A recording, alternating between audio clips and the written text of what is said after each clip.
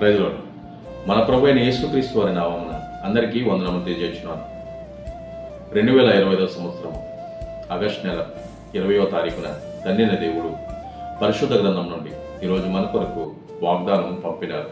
అదేమనగా 1 రాజులు 6వ అధ్యాయము 12వ వచనంలో ఇలా వ్రాయబడింది.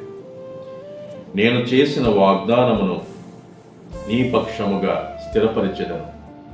అవును, దేవుని ప్రజలు మూర్ఖత్వముతో ఈ షరతులను అనుసరించకపోతే దేవుడిచ్చిన జ్ఞానమనే వరాన్ని కోల్పోతాం. సొలొమోను ఎల్లప్పుడూ దైవభక్తితోనే పట్టుదల కలిగి ఉన్నారు. అంతేకాదు, నా మార్గములలో నీవు నడిచి వాటిని గైకొనిన ఎడల నేను దీర్ఘాయుష్మంతునిగా చేస్తానని దేవుడు వాగ్దానం చేశారు. సొలొమోను ద్వారా దావీదుకు వాగ్దానం చేసిన ప్రకారము దేవాలయము నిర్మించుకున్నారు. దేవుని వాగ్దానము ఎల్లప్పుడూ స్థిరమైనది. ఇంతటితో ఈ పరిశుద్ధమైన వాక్యము తండ్రి దేవుడు దీవించుగాక. ఆమె ప్రార్థన. భూమిని ఆకాశమును సృజించిన సర్వశక్తుల తండ్రి దేవదేవ మీకే ఉన్నాడు.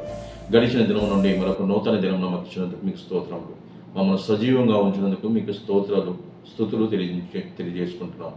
ఎంతమంది అయితే బిడ్డలు అనారోగ్యంతో బాధపడుతున్నారో వారికి సంపూర్ణమైన ఆరోగ్యమును, స్వస్థతను దయచేయండి. ఆహారం లేని వారికి ఆహారం ఇవ్వండి, వస్త్రము లేని వారికి వస్త్రములు ఇవ్వండి, ఇల్లు లేని వారికి ఇల్లుని ఇవ్వండి, ఉద్యోగాలు లేని వారికి ఉద్యోగాలను ఇవ్వండి, బ్రతుకు తెరువును చూపించండి. నాయన, ఎటువంటి ప్రమాదం లేకుండా చక్కని ప్రయాణాలు నా సోదరులకు, నా సోదరిమణులకు ఇవ్వండి. వారు చేసిన ప్రయాణంలో సుఖమైన ప్రయాణం దయచేసి వారి చేరవలసిన గమ్యస్థానాన్ని క్షేమంగా చేర్చండి.